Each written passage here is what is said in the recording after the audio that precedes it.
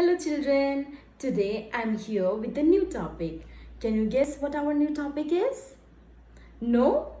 Okay, so today we are going to learn about animals and their house. We all have our home or a house to live, right? Same way the animals do have their house.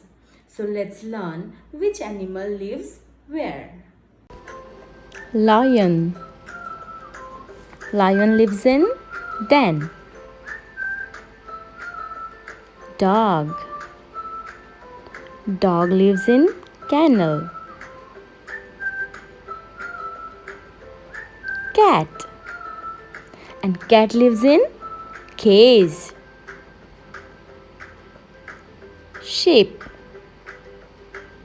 And sheep lives in pen. An elephant. Elephant lives in jungle. Hen. And hen used to lives in coop. Horse. And horse lives in stable. Cow. Cow lives in cattle shed. Bear. Bear lives in large forest. Rat. And rat lives in any of the hole. Bird.